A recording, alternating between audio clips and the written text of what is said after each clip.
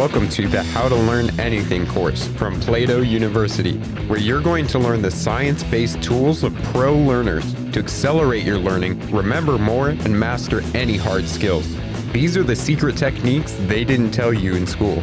If you're passionate about changing your life with learning, join us at plato.university to get exclusive content with every lesson. I'm your learning guide, Brandon Stover, and let's get started. All right, we are going to start making our learning plan. And the very first place that we're going to start with is starting with why. Now, obviously, this is a very famous thing that was presented by Simon Sinek of starting with why. But really what we're talking about here is the motivation for you to learn. Again, this isn't traditional school. We're not being forced to learn anything in our life. Rather, we're going to start learning things because we want to apply these skills in our life and be able to do something with it. So when it comes to determining why we're learning something, it boils down to intrinsic motivation and extrinsic motivation. Now, we're going to talk about intrinsic motivation and extrinsic motivation from the modern day theory of self-determination theory. And according to self-determination theory, intrinsic motivation leads one to do something because it is inherently interesting and satisfying for that person. In contrast, extrinsic motivation leads one to do something because of some external motivators. Now, according to self-determination theory, there's really three drivers in intrinsic motivation that we're going to tap into. The first is we have a need to be competent, which means we want to experience mastery. And this is why we're going to embark on a journey. We want to be smart. We want to be competent about the skills and knowledge that we learn. And so we're going to embark on a long journey of learning in order to gain mastery, to be able to apply what we've learned in new situations and create things in the world. The second need inside of intrinsic motivation is the need to be autonomous, the need to have control over our life. We have the need to want to make choices that are going to affect our lives and be in the driver's seat of those choices. This means in your own learning, you need to choose your own course of action, not be told what to learn, but make those choices for yourself. And the third need is to relate to other people, which leads us to want to feel connected to others and to belong to a group or a community. And this is why it's so important to be within a group and a community of learners that are all embarking on this path of mastery so that you can relate with one another and keep each other motivated. And although these courses are self-directed here at Plato University, this is why we have the learning community, so that you can continue to interact with each other and help each other through these courses. Now think back to when you were first in school. Most of the time when you were learning, did your teacher ever tell you really why you were learning those concepts? In fact, I'm sure you, yourself, or many of your other peers asked the question, why are we even learning this? And one relevant finding about education is that giving students a meaningful rationale for why they should do something that they don't inherently find interesting actually helps to facilitate some of that motivation internally. And at the same time, this practice increases the student's engagement, motivation, and learning. Now, another theory called cognitive evaluation theory, which is really just a sub-theory of self-determination theory. And no, there's not a test at the end of this. You don't need to remember all these types of theories, but it helps you understand the science behind them. One of the things that cognitive evaluation theory states is that intrinsic motivation is increased when feelings of competence are combined with the feelings of autonomy. This means you need to feel that you are responsible for actually mastering something, for actually learning the material. You have to know that it is your choices and your actions that actually led to the positive result. Now, the second type of motivation that we're talking about is extrinsic motivation. This is when there's something external to you that's motivating you to actually engage in this learning. Now, in our modern day school system, these are grades. We give you a grade mark in order to motivate you to do better. Obviously, that hasn't worked out very well, but it's what's been done. Other external motivators are things like money, salary, gifts, or presents. Now, extrinsic motivators aren't necessarily a bad thing. They can be great motivators for things that you're not inherently drawn to learning. Sometimes there's going to be skills in life that we need that we're just not very inherently drawn to want to learn. So setting up different systems with external motivators can help us to give the motivation to start to push through that first little hump of learning. However, once we start engaging with the learning, we may actually find that we enjoy it. And we start to tap into the internal motivation because we want to go down that path of mastery to gain that competence. Now, one way to provide yourself with extrinsic motivation is to build incentives and consequences into your tasks. So you could either do something like give yourself positive reinforcement for when you've done a learning session, maybe giving yourself praise or rewarding yourself with a cup of coffee after you've gone through a learning session. Or you can do some sort of subtractive or negative motivator, which may mean you don't get to watch your favorite movie if you didn't engage in your learning session. Now, when you're setting up external motivators, realize that humans are more sensitive to the prospect of losing something that we have than we are to failing to actually gain something additional. We have something known as loss aversion. So in your own psychology, when you're going throughout life, you're trying to do things to maximize reinforcement and minimize punishment. So you can use these tools to set up external motivators for yourself in case you're not actually very motivated to learn something. Now, there's a famous effect in psychology called the over-justification effect, which occurs when an external incentive actually decreases a person's intrinsic motivation to perform a behavior or activity. Researchers actually found that when something like money or prizes, which are external rewards, are given for actions that people actually find intrinsically motivating, they become less internally motivated to pursue those activities in the future. And what did we do in our traditional education system? Well, we set up a bunch of grades, a bunch of external motivators, and because of this, we start to kill off people's intrinsic motivation to want to learn. So this is why, whenever possible, we want to focus on that intrinsic motivation. What is that internal drive for us to be learning this thing? Now, I want to make an important note about motivation. Motivation isn't about how much you want to do something. It's about how much effort you're willing to exert to get the thing that you want. The more you want something, the more effort you're probably going to put in to actually get it. But if you don't want something, you're not going to exert a lot of effort to go after it. Now, why is determining our motivation for learning so important? Well, a famous researcher in the science of adult learning, Dr. Malcolm Knowles, laid out 6 needs that every single adult learner has when engaging in learning. I'll quickly list these 6 needs and what they are, and then get to the most important one, which is motivation. So the first need is to have foundation. This means as adult learners, we need to actively leverage our prior knowledge and experience when learning. And you're going to find out later in this course, this is where you're going to start with everything that you learn, is learning those foundations first. The second need that we have as adult learners is the need to know. And this is really answering the question of why we're learning something, what we're focusing on here today. You need to give an answer to yourself of how you're going to apply this skill in your life later on, or ways that you're going to use it right now. Why is this information relevant to your life? The third need that we have is readiness. As adult learners, we want to know how we're going to apply the information that we're expected to learn, and not 20 years from now, how it's going to immediately apply to our life. The fourth need is orientation. Because adult learning is so much more pragmatic and practical, it's logical that it should be centered around problem solving. So it's best to start with a problem and work towards a solution, learning the skills along the way in order to reach that solution. And this makes perfect sense because you're inundated with problems all day long.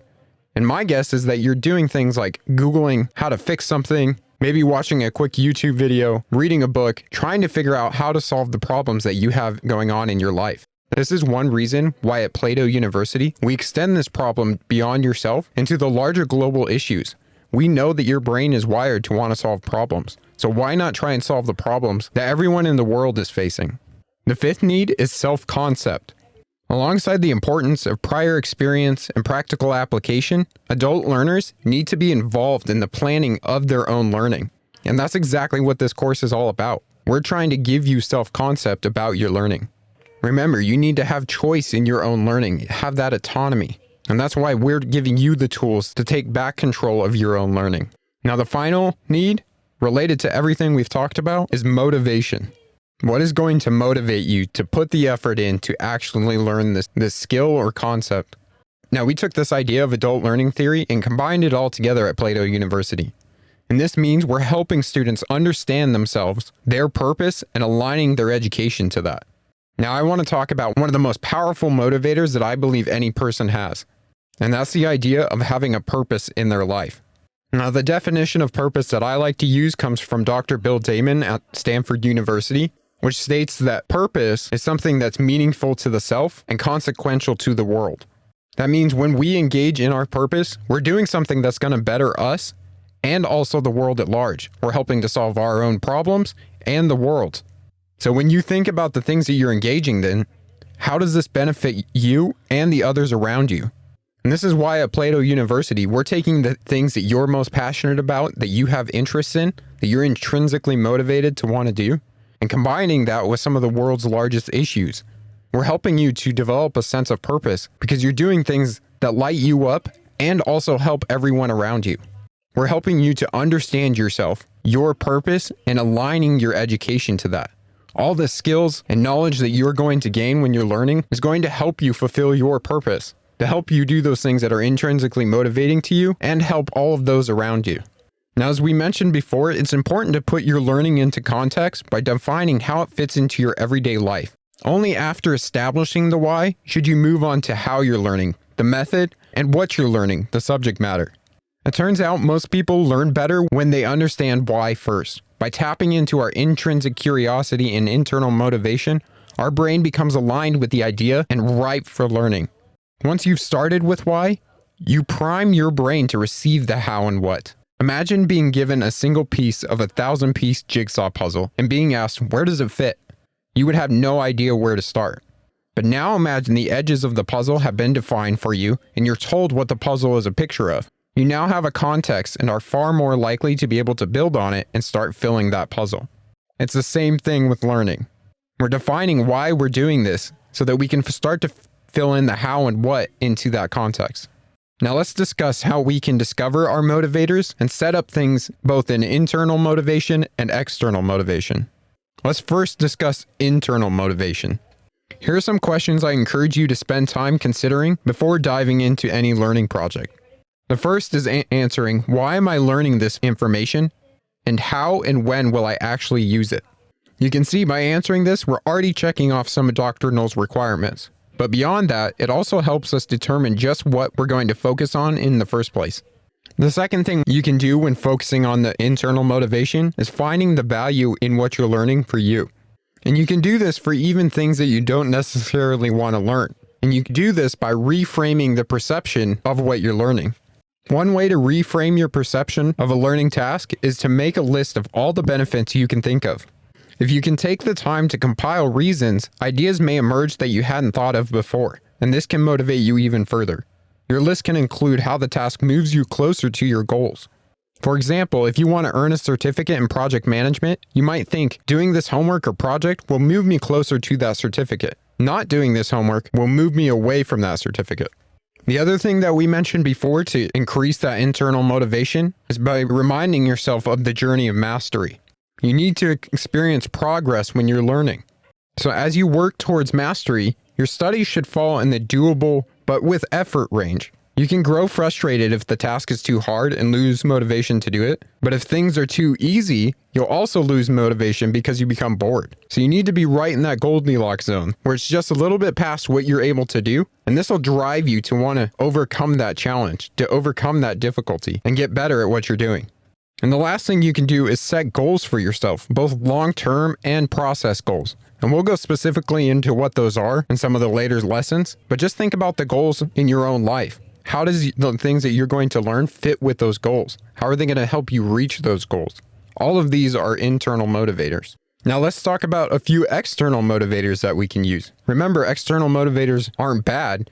It's just the way that we use them in combination with internal motivation. And we want to do this in a balanced and healthy way. So whenever possible, we start with internal motivation. But if we don't have any internal motivation that's going to drive us to want to learn this thing, and it's still something that we actually need to learn, then we can start using some of the external motivators to kick our butt into gear. One way to do it is to set stakes for yourself. So ask yourself the question, how can I use psychology or social pressure to condense my timelines and push myself to learn faster? An extremely powerful external motivator is social pressure, working with somebody else. So forming some sort of study group or peers that are learning the same thing as you is a great way to facilitate learning and stay motivated. Additionally, discussing the study material and hearing what others think can give insights into the key points of the material that you're learning. Now, obviously, the task of learning didn't actually change, but if you have other people motivating you, either by working with them, figuring out concepts and problems, or having them keep you accountable for when you don't engage in the learning and they have some sort of reward or punishment for what you've done. You can even start to gamify your learning if you wanted. Gamification is using elements of gaming such as point scoring, competing with others, and rewards to make your learning more engaging. The consequence of gamification is that we are more likely to form habits around our learning, and using gamification can actually make learning quite fun. So you can do things like scoring points for your learning sessions, creating progress reports for yourself, or using things like rewards after you engage in a learning session.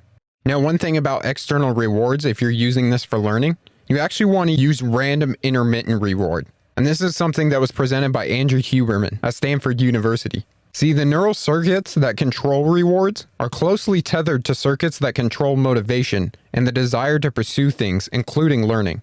The question of how often to reward ourselves in order to keep our motivation high is quite simple. Make it random and intermittent. This is exactly what casinos have done to keep people gambling.